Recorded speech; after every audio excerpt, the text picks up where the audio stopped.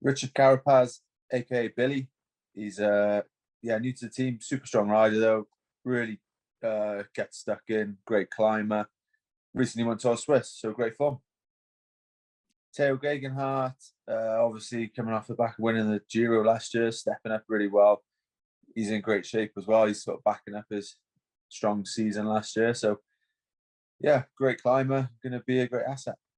Richie Porte, good to have him back in the team for a start. Obviously, was third in Tour last year, and he's been on the podium, I think, in every stage race he's done so far. So going really well, super climber, and great to have in the team.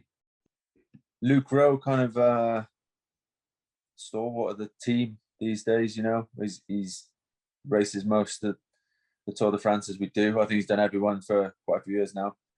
Crucial on those flat road stages and the undulating days. Great road captain, good guy to have around in the team. Castro, well, I don't know what to say really. Super talented guy, can climb, can ride on the flat. Great to have around. Always good attitude.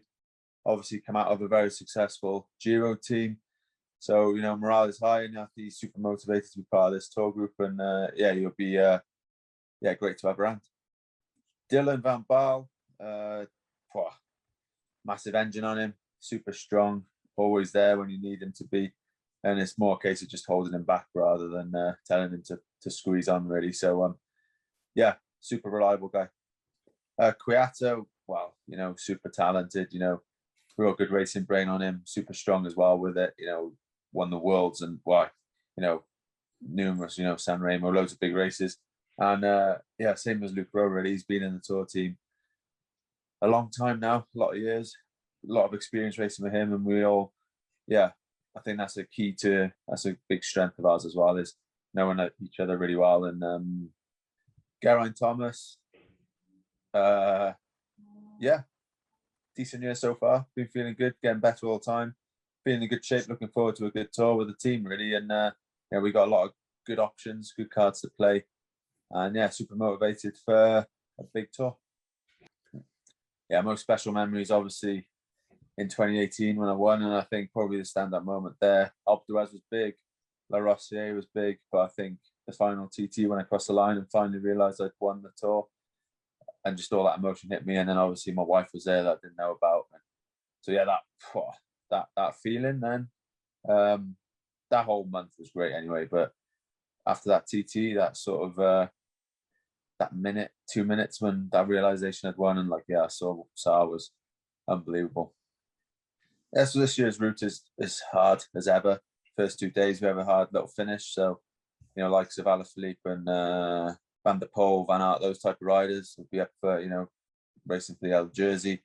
You know, we got some flat days with wins possible, a TT in the first week, and then we end off with a 250k stage and 2 hard days in the mountains. So a real solid first 9 days.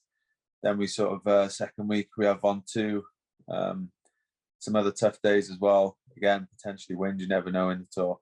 And then the final week, we have some big mountain days again. So a summit finish in Col de Portet, which we did in 2018, and I won as well. And then the next day is Les Ardennes, a flat day, and then the final TT. So, you know, it's quite a lot of TT in kilometers. I think 31 and a 27 or something, and so they'll be key. But then obviously, climbing is crucial as well. So a tough, very tough race.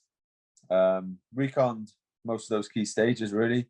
Portet didn't need to do, so obviously done that. We reconned Les Ardennes. Seen the final time trial in Bordeaux. We did Ventoux. So we do that twice. We go over the top and we go downhill to the finish. So that's a key day as well. It's a stage in Andorra, the finish is downhill, we reconned that. And also we did the 2 climbing days at the end of the first week as well. So we've seen all the key stages. And then just before the tour, actually, when we were going to the start, we reconned the first TT. So we know all the tough stages, but now hopefully the legs are good enough to get us up there quickest. Well, there's 3 summit finishes, and then there's 3 hard mountain days where you descend to the finish, but those descents pretty close to the finish anyway, and Ventoux isn't too technical. The one in Andorra is pretty twisty, and then the other one we actually did in 2018 as well.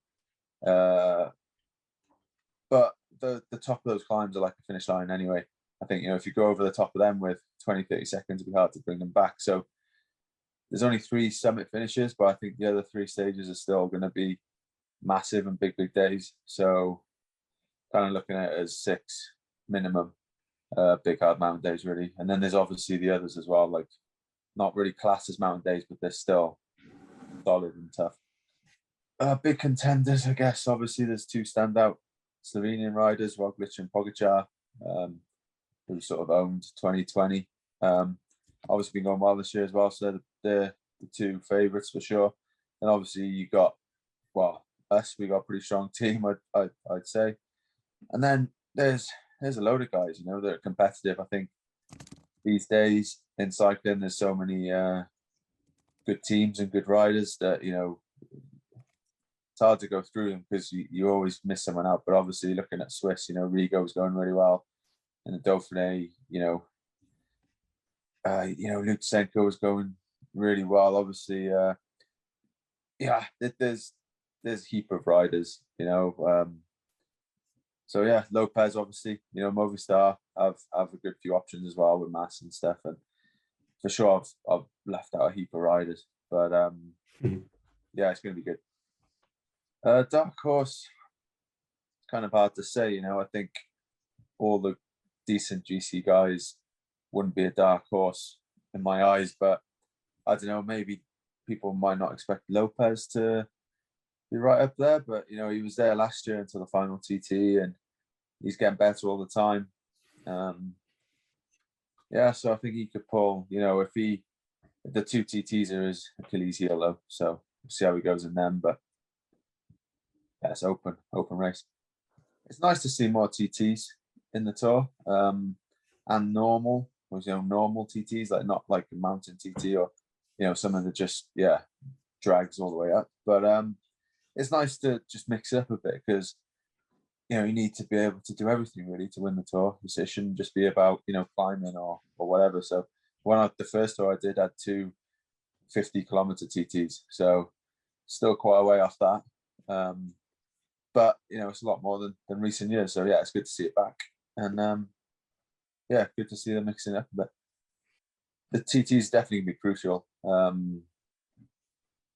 Because over 58k, you could lose a good minute or so, and then in the mountains there's not massive differences these days. Everyone seems to be a bit closer. Bigger groups come in towards the last sort of few k.